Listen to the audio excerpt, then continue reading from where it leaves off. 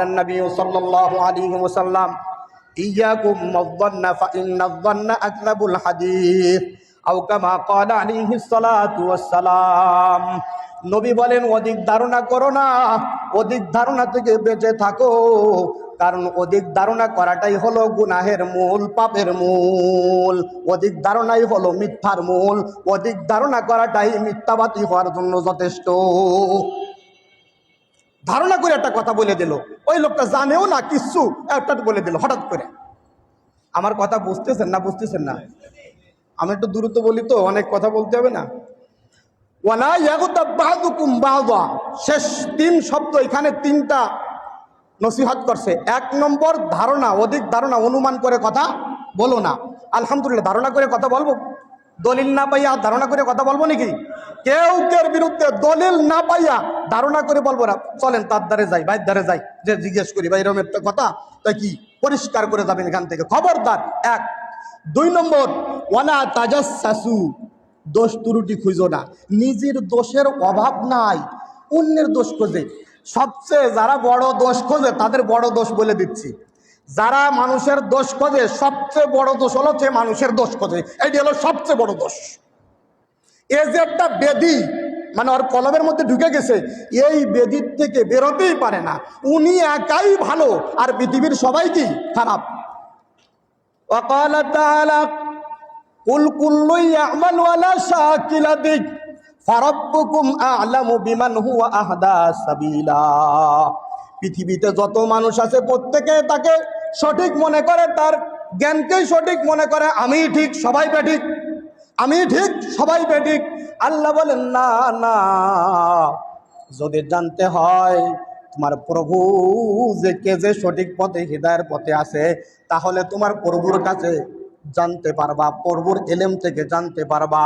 ফারাব্বুকুম আলামু বিমান হুয়া আহদা সাবিলা, তোমাদের প্রভুই জানে কে যে সঠিক পথে আছে। তা প্রভুর কাছে কিভাবে জানবো? হাদিস কোরআনের জ্ঞান যাদের আছে তাদের কাছে জিজ্ঞেস করতে হবে। অন্য আয়াতে কি বলছে? ফাসআলু আহলা যিকরি ইন কুনতুম লা তা'লামুন। আহলা যিকর মানে আহলে ইলম, যারা কোরআনের ইলম রাখে, যারা হাদিসের ইলম রাখে, তাদের কাছে জিজ্ঞেস করবা যে বিষয়ে জানো না। সুতরাং যদি জিজ্ঞেস করো যে আমার জ্ঞানটা সঠিক কিনা বেঠিক, আমি এই ধারণা করছি, তাহলে ওই আলেমই তোমাকে বলে দিবে এটা হারাম, এটা হালাল, এটা মুস্তাহাব, এটা মানদুব, সব কিছু ওই আলেম তোমাকে বলে দিবে। ধারণা করে কিছু বলবো না।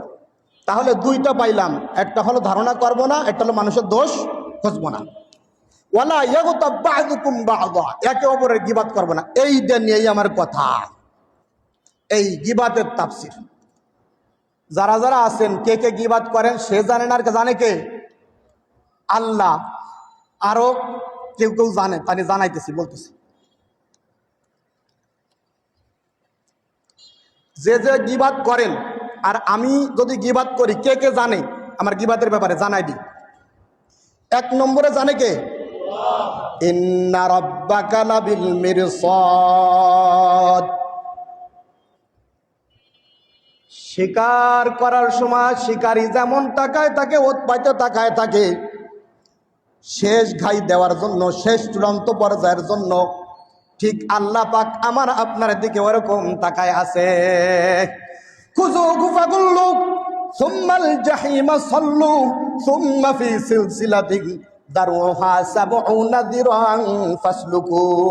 কিয়ামতে বলবে ধরো, পাকড়াও, আর টাইনে আগুনের শিকল দিয়ে কি করে নাও? জাহান্নামে নাও। ফায়াউমা ইযিল লা ইউসআলু আন যামবিহি ইনসু ওয়ালা জান ফাবিআইয়ি আলাই রাব্বিকুমা তুকাযযিবান ইউ'রাফুল মুজরিমুনা বিসীমাহুম ফায়ুখাযু বিন নাওয়াসি ওয়াল আকদাম ফাবিআইয়ি আলাই রাব্বিকুমা তুকাযযিবান হাযিহি জাহান্নামুল্লাতী ইউকাযযিবু বিহাল মুজরিমুন ইয়াতুফুনা বাইনাহা ওয়া বাইনা হামিমিন আন। এইখানে বলতেছেন ফায়াউমা ইযিল লা ইউসআলু আন যামবিহি ইনসু ওয়ালা জান।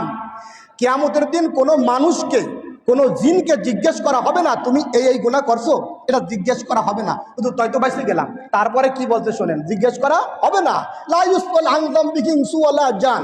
তারপরে ফাবিআইয়ি আলাই রাব্বিকুমা তুকাযযিবান, কোন কোন নিয়ামতকে অস্বীকার করো তোমরা। এরপরে বলতেছেন যে তুমি গীবাত করছো কিনা, তুমি জিনা করছো কিনা এটা জিজ্ঞেস করার দরকার হবে না। কেন? ইউরাফুল মুজরিমুনা বিসিমাহুম ফায়ুখাযু বিন নাওয়াসি ওয়াল আকদাম, তাদের কপাল দেখলি চিনা যাবে, কপালেই লেখা থাকবে কে কোন গুনাহ করছে।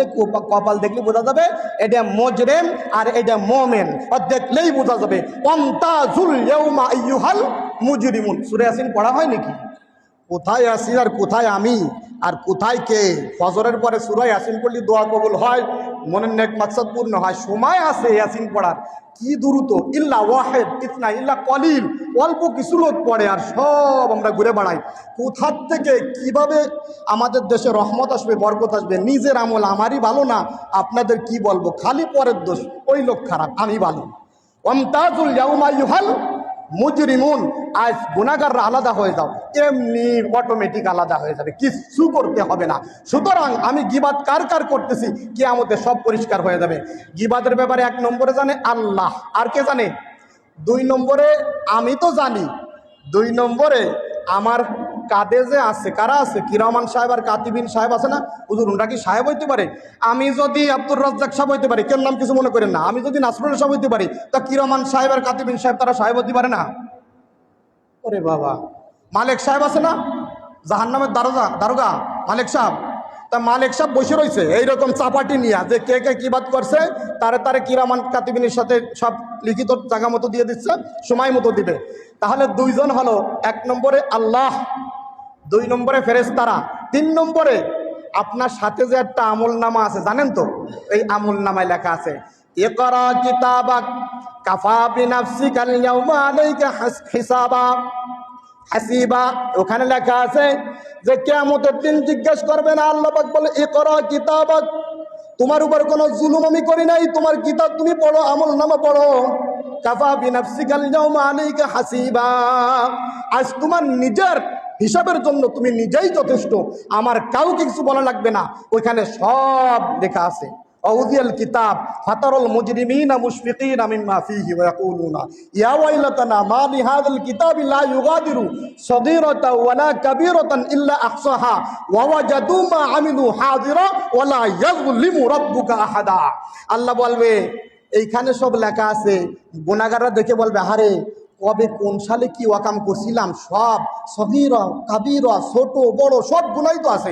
আল্লাহ বলবে ওয়ালা ইয়াযলিমু রাব্বুকা আহাদা, তোমার প্রভু তোমার উপর কোনো জুলুম টুলুম করে নাই, যা করছিলা দিন তারিখ দিয়া, আসরের পরে কোন মাইনিতে কোন সময় কোন সালে ও কোন মাসে সব ওইখানে লেখা আছে। রজব মাস না রমজান মাস ওইখানে লেখা আছে, তুমি দেখো।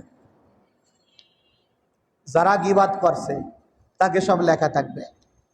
আর জানে কে?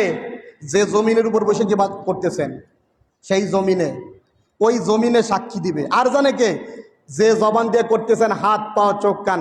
এখন এত দলিল দিয়ে আমি টাইম পাবো না, অনেক কথাবার্তা রয়েছে, এই জন্য এদিকে আসতে হবে। তাহলে এখন গীবাদের আগে গীবাত কাকে বলে শাব্দিক অর্থ শুনি, তারপরে গীবাদের পারিভাষিক শব্দ, তারপরে গীবাত কত প্রকার ও কি কি, আর গীবাদের ভয়াবহতা কেমন, তারপরে গীবাত কত স্তরের এবং গীবাত থেকে বাঁচার উপায় কি, এই কত কত আল্লাহ। এখন 1 নম্বরে আসেন শাব্দিক অর্থ। গীবাদের শাব্দিক অর্থ হলো পরনিন্দা করা, তুচ্ছারটনা করা, অন্য ভাইয়ের কি অনুপস্থিতিতে, এতটুকু ইত্যাদি ইত্যাদি। আর পরিভাষায় গীবাত কাকে বলা হয়? হযরত আবু হুরায়রা থেকে হাদিস, ওখানে আল্লাহ রাসূলকে জিজ্ঞেস করছে মাল গীবা, ইয়া রাসূলুল্লাহ গীবাত কাকে বলা হয়? قال النبي صلى الله عليه وسلم ذكرك أخاك ذكرك أخاك بما يكره أو كما قال عليه الصلاة والسلام। নবী বলেন গীবাত বলা হয় এমন কথাকে যেই কথা তোমার ভাইয়ের বিরুদ্ধে, নবী বলেন যে তোমার ভাইয়ের বিরুদ্ধে অনুপস্থিতিতে বলো, যেই কথা তোমার ভাই শুনলে মনে কষ্ট পাবে, অপছন্দ করবে, এমন কথাকেই গীবাত বলে।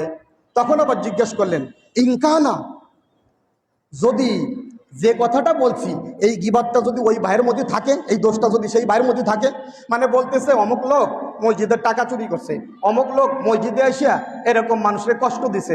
তাই এই কথা বলতেছেন যে রাসূলুল্লাহ আমরা যেটা বলছি সেটা যদি মানুষের মধ্যে থাকে, বলছে তাহলেই হলো গীবাত।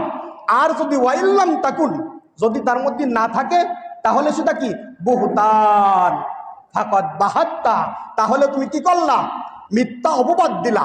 আর মিথ্যা অপবাদ যেটা, এটা তার থেকেও খারাপ।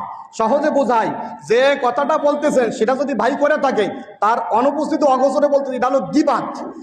আর যদি সেটা সে না করে থাকে সেটা হলো মিথ্যা অপবাদ, আর সেটা তার থেকেও খারাপ। আর গীবাতের কথা কি বলছেন, আল গীবাতু আসাদ্দু মিনাজ জিনা, নবী বলতেছেন গীবাত জিনার থেকেও খারাপ। এখন একটা কথা শুনেন, যদি কোনো লোক জিনা করে তারে ডোরা মারো, রজম করো, আছে না আইন, এই করো সেই করো, তারে আমরা ঘৃণা করে জিনা করছে। অথচ আল্লাহ রাসূল বলতেছেন যে গীবাত করছে সে, মিশকাত শরীফে আছে, বাইহাকি শরীফে আছে, এই যে গীবাত করছে সে জিনাকারীর থেকেও খারাপ। কিন্তু অথচ গীবাত করা যে বলতেছে, সংবাদ দিচ্ছে, বাইরে আরেকটা চা দাও, খুশির জ্বালায় ধারে ডাইকে নিচ্ছে। আবার গীবাত তো গীবাত হয়ে গেছে, গিরানের মতো সুন্দর লাগে। কে কারে কত ছোট করতে পারে।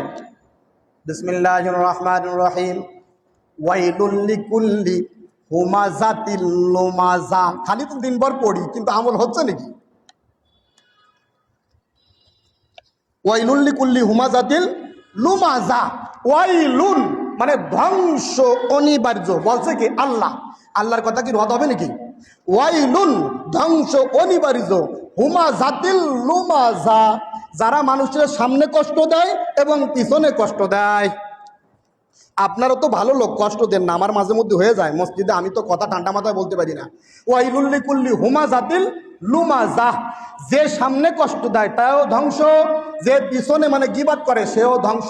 আপনার শক্তি আছে, এলাকার একটা নরম মানুষ আপনার সাথে বলতেছে, আপনি জানেন, আরে বিয়ার আপনি চুপ করেন তো, মানে সমাজে তার কোনো দাম টাম নাই, টাকা পয়সা নাই, এটা ঝাড়ি মারি দিয়ে কথা বললো, হয় তোমার ধ্বংস নিবার যে বদ্ধ করবে, অন্তর থেকে বদ্ধ আসবে। এই কাজ আমরা কখনোই কি করবো না। খবরদার, সামনেও কষ্ট দেব না, পিছেও কষ্ট দেব না। এখন আমরা পারিভাষিক পাইলাম, শাব্দিক পাইলাম। এখন আসেন গীবাতের প্রকার।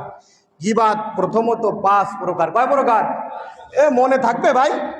আমল আল্লাহ জানে মনে থাকে না না থাকে। গীবাতের প্রথমত প্রকার কয়টা? 5টা। 1 নম্বর শারীরিক গীবাত। কি হলো? আল গীবাতু বিল জিসমি, 1 নম্বরে কি শারীরিক গীবাত। 2 নম্বরে চারিত্রিক গীবাত। 3 নম্বরে বংশীয় গীবাত। 4 নম্বরে পোশাকের গীবাত। 5 নম্বরে পরোক্ষ গীবাত। কয়টা হলো? এখন আসেন 5টা একটু বুঝাই দিয়ে বলি, তাহলে বুঝবেন। ভিডিও করলে আমার সমস্যা, লোক দেখলে রাখিয়ে দেন, বুঝুন, আমি আজ ছোট মানুষ। 1 নম্বর